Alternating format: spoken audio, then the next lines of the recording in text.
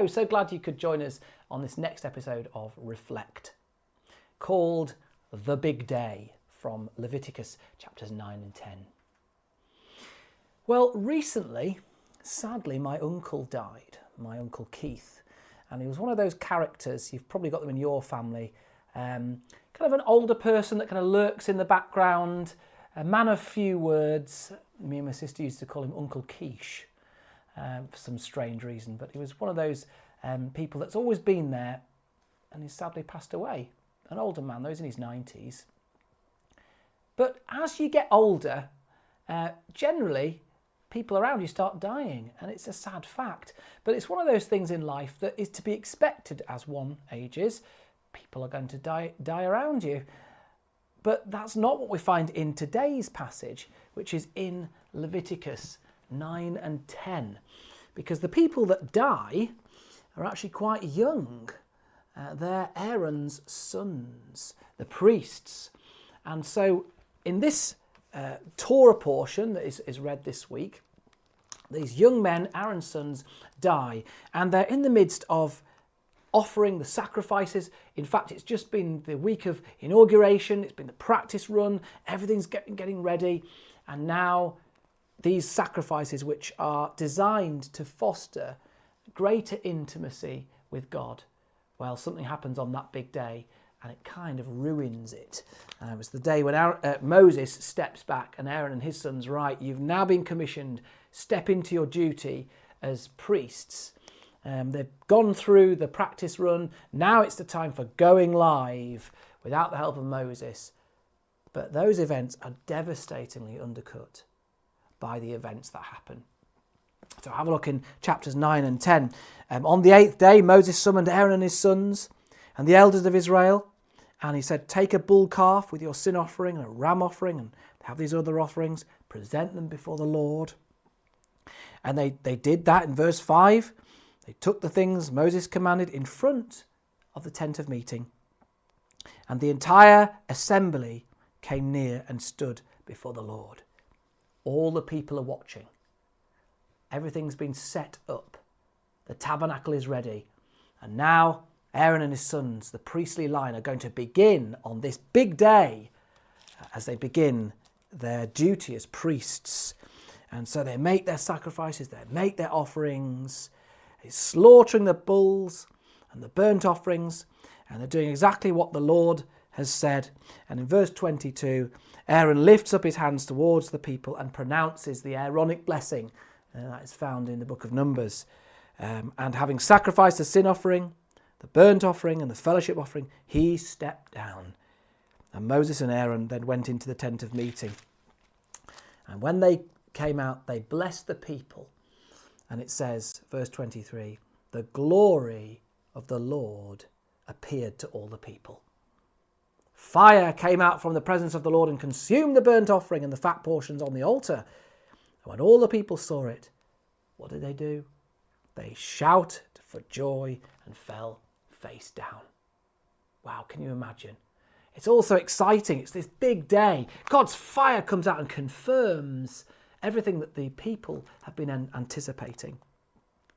But then something happens with a guy called Nadab and his brother Abihu.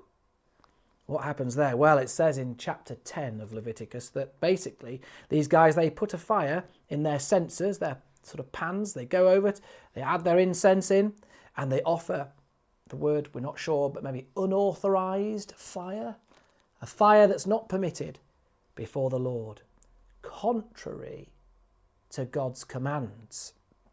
So fire came out from the presence of the Lord, but not in a good way.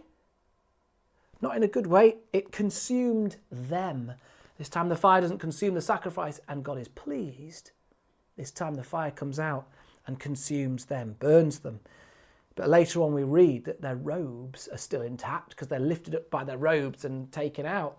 So it's mysterious. It got them, but it didn't burn their clothes. Very strange. But the fire from God comes out. And it says they died before the Lord. Wow, and this is all about how people should approach God. But look at what happens in verse 3. Aaron remained silent. Just a few words, but they're very telling. Aaron remained silent. If you go back to chapter 9, verse 1, it says this was the 8th day. On the 8th day. And what does 8 symbolise in Scripture? It's new beginnings, new birth. In the book of Genesis, circumcision was to be on the male children as a covenant sign on the 8th day. It was saying, this new generation, wow, God's covenant is now seen unto them. The Jewish boy emerges from the sort of the dark of the womb and comes out into the brightness of life and is then brought in as a son of the covenant on the 8th day. It's a great, joyous time. Later on in Leviticus, when you get to chapter 23, the feasts and the festivals all are excited and they're all explained there. And it's a big time of excitement and joy and festivity. And one of them, Tabernacles, it says that following the 7th day, there's to be an 8th day of joyful celebration. Even the festival of Hanukkah is 8 nights. So this whole theme of number 8 is great. But what happens in Leviticus? It was the 8th day. Makes it even worse, doesn't it, the events that happen. But not only that, we can also emphasise the words it was. So it was the 8th day, but also it was the 8th day. And in the Hebrew Bible, whenever it says, and it was, usually it's the setup of a big tragedy, just like the book of Esther begins with, and it was. During the reign of King Xerxes, ... the events of Esther unfold. And so it's almost like a combination, the sages say, between ve, which means kind of woe, and he, which means mourning. So it's veyahi, it's mourning and grief together. Things happen that's bad. On the 8th day of celebration, it was that Aaron loses his 2 sons. And yet he is silent. He remains silent. Vayadom Aharon, it says. Vayadom Aharon. Aaron remains silent. It's an interesting one. The sages have kind of pondered what that means. They've grappled with this. Rambam says, why does the Torah use the word Vayadom, to keep silent, when it could have used other words such as to fall silent, to almost to shut up, v'yishlach, I think it is in the Hebrew. Another rabbi say, well, maybe he was weeping aloud and aloud, and then he stopped. And another rabbi says, no, he wasn't. That wasn't the case. He made no sound to begin with. He didn't even complain. That's why it says, remain silent. You see, the rabbis are pulling the different words apart and saying, let's zoom in. Why does it say remain? Well, whether he remained silent, whether he for a moment was grievous and then composed himself and then after that didn't say anything.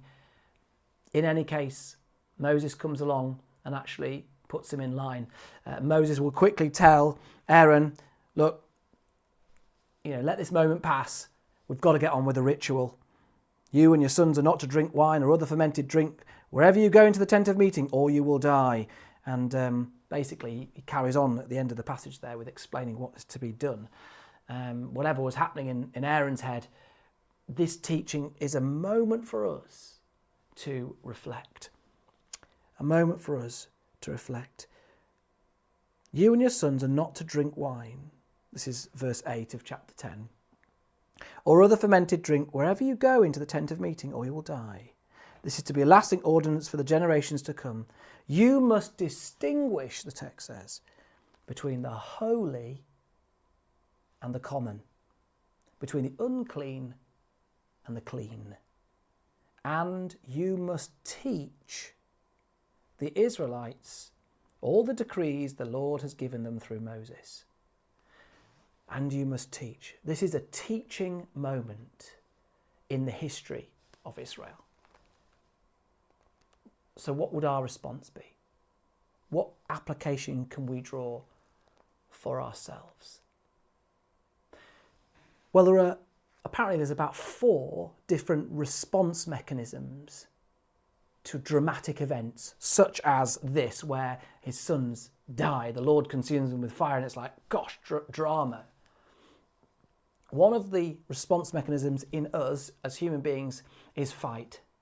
You know, you've heard of this fight or flight stuff, possibly. Well, one of them is fight. And so you would expect Aaron to be angry with God. He's so shocked by the event. How dare you do this? This isn't right. This isn't, he could have rushed forward and there could have been a chaos or a commotion. Another response is flight. We don't like the thing that's happening and we're so in shock and in fear that perhaps even in our own body, neurologically, we just feel this compulsion to run away, to depart from the scene of the crime, to get away. We just can't handle what's in front of us. It could be a fight where we go in, or it could be flight where we step back. It might also be another one beginning with F, fake, or sometimes it's known as fond, where we ensure that everybody's okay. In the moment of tragedy, if you're okay, are you okay? Is everything okay? It's all right, everything will be fine. Doesn't matter those arms hanging off. It's fine, it's fine. And sometimes we try and please everybody else by this kind of fond or fake response to a tragedy. And then there's freeze. So you've got the tragedy occurs, you've got fight, flight, freeze, fake, fond. These are ways we respond to grief, tragedy, accidents, and so on. And Aaron, he takes that option of freezing. He actually does this. He just remains silent. We don't know what necessarily went on in his mind, whether it was the trauma of the situation, or whether perhaps, as the sages try and pull out, it was a humble acceptance. Yeah, God, your will be done. I wonder what our response would be if that was us. I mean, one of my favourite psalms is, it goes simply, my times are in your hands. Lord, you alone know. And so it is a tragedy when these things occur. But how should we respond? As Corrie ten Boom once said, the safest place to be is in the will of God. Come tragedy or triumph, if we're in God's will, we should trust that God would hold all things together. But it's an interesting one. We don't always know what Aaron had actually said here, what he thought. Obviously, Moses pulls them into line, tries to draw them in line by saying, let's get on with the ceremony. But those are the responses. Do we freeze? Is that right? Do we run away in flight? Is that right? What should we do in times of trial and difficulty? Stick it out, yes, but what are our hearts saying? And perhaps some of these reflections coming from this passage, we're asking these questions, aren't we? Was it right for Aaron to remain silent? Was he humbly acceptant of the Lord? His sons later are taken away, but the command is, Moses says, you've got to distinguish between the holy and the common. And now we've had a demonstration in front of all the people which were there, who were watching, of course. These are the decrees the Lord gave Moses. And he also, interestingly, said, you're not to drink fermented wine. Possibly the lads had seen the fire come out and thought, this is great. They went and had a drink and they were kind of stumbled in and did their own thing. And God is saying it's a teaching moment. And for us, it is as well. One last note is, if you go to chapter 9, verse 2, something interesting here. God says to Aaron, take a bull calf for your sin offering. Before the events of the 2 sons dying. I think that shows a little bit of grace though, doesn't it? What happened? What did Aaron do with a cow, a bull calf earlier? He made the golden calf. And here he's saying, for your offering, so that you may be atoned, take the bull calf. There's always grace in the Torah. Well, I hope these things have given you some food for thought and are useful to help you reflect on God's word. Have a blessed day, and I'll see you next time.